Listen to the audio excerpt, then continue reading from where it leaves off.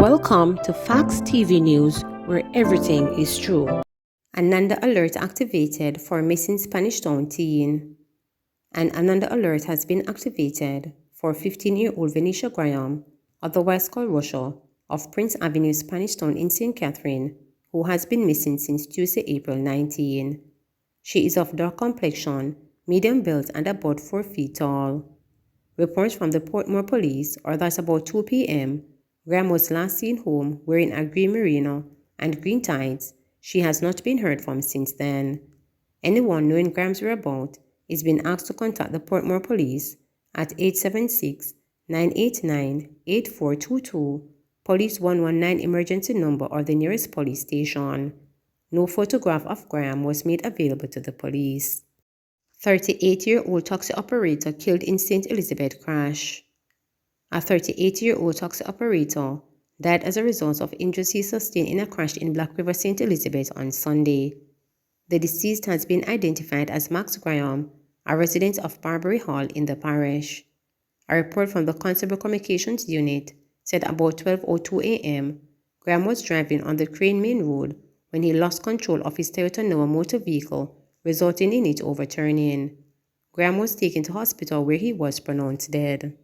No charges yet in case of fatal shooting of Ueton businessman.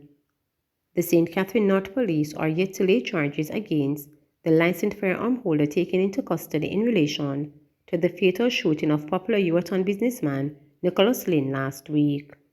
The suspect has been in police custody since Thursday. The investigation continues. The licensed firearm holder is still in custody, Senior Superintendent Howard Chambers of the St. Catherine North Police Division reported. Lynn, who owned and operated Mickey Drake Center along the Ueton Main Road, was reportedly shot and killed by a licensed firearm holder at his business establishment at about 10:30 p.m. last Thursday. Reports are that a dispute that started at a nearby bar ended up at Mickey's business place. The dispute intensified and the licensed firearm holder allegedly shot Lynn in the upper body, and a female worker was also shot and injured in the same incident. Chambers said that the female worker is still hospitalized but in stable condition. Strategies to be developed to deal with contract killings, says Chang. The leadership of the security forces says it is aware of the increase in contract killing on the island and has vowed to develop various tactical approaches to remedy the worrying trend. Minister of National Security Dr. Horace Chang, while speaking at a press briefing on Saturday, said contract killings is a relatively new phenomenon in terms of its use, adding that the entire leadership of the security forces recognize the problem and will be looking at how we can develop different tactical approaches and the intelligence to deal with what is very serious disease. This kind of brutal killing has become too frequent, especially in the last 6 months or so, where gunmen in vehicles tend to drive by an event or a shop and just shoot up whoever is there, the minister said, noting that the killings are being done by people who are not from the area in which the accident takes place. They, the gunmen, tend to shoot at random and at public place, at events, and even though they might kill the one they came for, several other persons are injured, he pointed out. The minister said that the increase in contract killings presents a challenge for members of the Jamaica Constabulary Force and says the situation requires a level of intensity of information that we don't have at this point. It is an area where the Police High Command can look at how they can deploy these resources and develop areas of intelligence to begin with and to anticipate some of these activities, Dr. Chung added. New JPs Charged to exemplify what is good. Minister of Justice Delroy Chuck has urged 48 newly minted Justice of the Peace for the parish of St. James to exemplify what is good and right with Jamaica as they work to influence change across the parish. Speaking at the commissioning ceremony for the new cohort of JPs at the Montego Bay Conventional Center, Rose Hall, St. James on Thursday, April 21, Chuck said, as the JP to those status to inspire excellence and promote good governance and good citizenship in their communities. I expect that each of you will be a beacon of civility and decency across Jamaica. It is urgent and important that you exemplify what is expected of you as a Justice of the Peace, he said. Your integrity and character have no price, You must ensure that you are unblemished.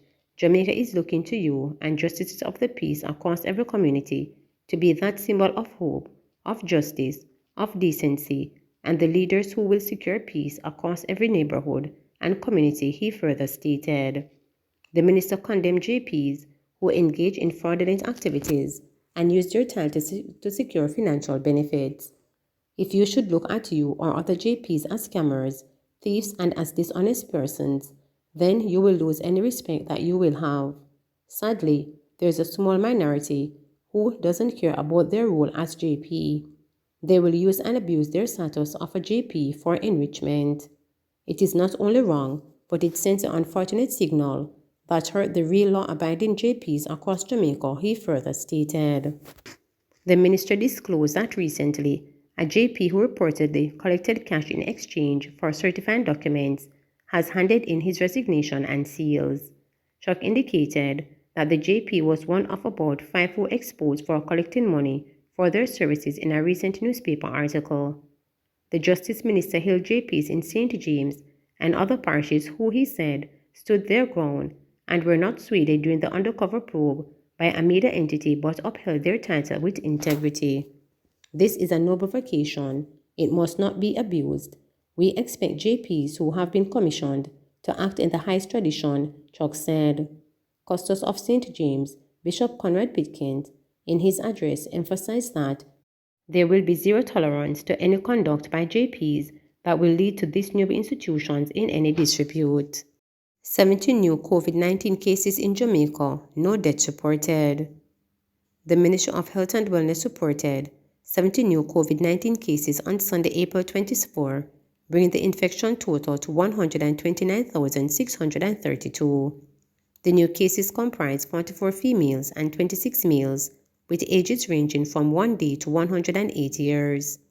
The cases are recorded in St. James 18, Kingston and St. Andrew 16, St. Anne 12, Westmoreland 9, St. Catherine 5, Hanover and St. Mary 3 each, St. Thomas 2, Trelawney and Manchester 1 each.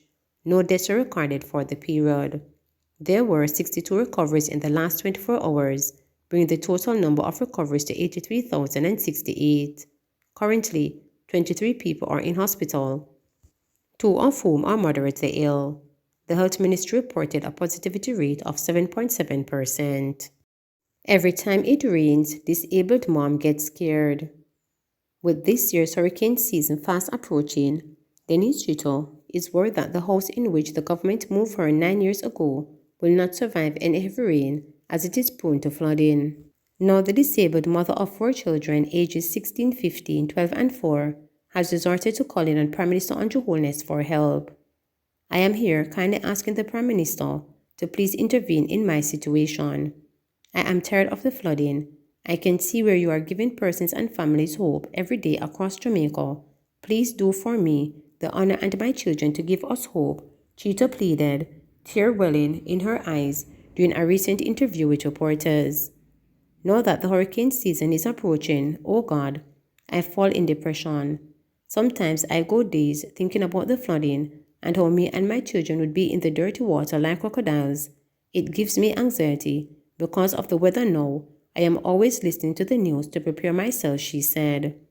Chito's quest for proper housing began in 2011 when her stepfather's mother claimed the plots of land where Food for the Poor, FFP, had erected a house for her in Linstead, St. Catherine. The house was later sold, resulting in Chito, her 3 daughters, and common-law husband being given notice to leave. They were forced to move into a small 1-bedroom at Dirk Street, downtown Kingston, where they all slept on 1 bed, she said. Refusing to stay in that uncomfortable living situation, Chito went to several government agencies trying to get a plot of land to relocate. In 2013, FFP erected a 2-bedroom house for her on a plot of land in West Albion, St. Thomas, which was leased from the Ministry of Transport, Works and Housing in 2013. However, the new space in St. Thomas only brought her more discomfort and fear. From I got the lot, I have been flooding. I really have terrible flooding, and my septic tank overflows. It's not going down. I pay to withdraw it down, but whenever the rain comes, it's just full back up, she said. When I see the situation happening for so many years, in 2020 I asked to be relocated, and I was told by the former Minister of Housing, Colonel Charles Jr., that I should put it in writing, which I did, she said. The letter dated December 7, 2020, which was the latest of several sent to the then Minister of Housing, Urban Renewal, Energy and Climate Change, read, I have been suffering badly because of the flooding. I am in a terrible situation. Please, I am desperately asking for immediate attention. She said that the letter had pushed the ministry to identify another piece of land in St. Thomas community in 2021. They said, because of the constant flooding of my home, water soaking it and it's rotten, they are going to build me a new structure. But when 2022 started, I didn't hear anything, so I went to find out what was going on, she said. To her dismay, Cheetah said she was told that Charles Jr. did not sign off on the construction of her new house. Then the cabinet shuffle, which took place in January, saw the Minister of Economic Growth and Job Creation reincorporating the Housing, Urban Renewal, Environment and Climate Change portfolios. I asked what was happening for me now. They said all of my requirements had to be resubmitted to Minister Robert Montague, but he has since resigned, and I'm stuck here, and it is almost approaching another hurricane season, and every time the rain fall heavily, my house flood out. The last major flood was in 2020, she said. When the flooding start, me tell my kids to climb up on the ladder in the house. I can't climb because I'm disabled, so I stand on the bed. You know what a second daughter said to me the other day? Look how we are going to live. We get the worst place in this scheme, Cheetah said.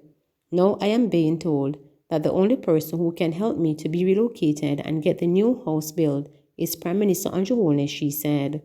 Cheetah said she believes that she's been treated unfairly because of her disability. She was badly disfigured at age 17 by a jealous ex-lover who chopped her all over her body. She lost some of her fingers in attack, and the injuries to her knees were so bad that she had to receive physiotherapy to get her walking again. They gave me a raw deal in the first place. When I came here, people who lived here before me said the ministry was wicked to give me deso. Housing really put a deso in a pond? You can swim? You have a boat? They would always say these things, but I didn't understand because I wanted somewhere to live until I started having my own experience of the flooding, she said. Last week, when a trough across the island caused some parties, including St. Thomas, to experience heavy rainfall, videos sent to the reporters by Cheetah show her walking cautiously through ankle-knee floodwaters in her yard. If the rain never stopped, my house would have flooded out again because the whole of the yard full of water. I don't even know if the drain with them installed since here worked because water did still in the yard.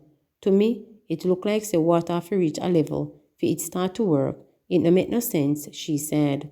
She also admitted that she is still making payments for the lease agreement on the land, which should have been completed in 2016. Almost $300,000 left to pay for the house, and I should pay $4,000 per month, but the contract up already. I am still trying because me have a little work I sell sweetie and snacks, but the flooding make me feel discouraged. Me a flood, so it a go discourage me fi pay for it, she said. Asked for a response, Cheetah's claims the Ministry of Economic Growth and Job Creation request that the questions be emailed, but up to press time, no response was provided. Please remember to subscribe, like, share, and click the notification bell for daily updates.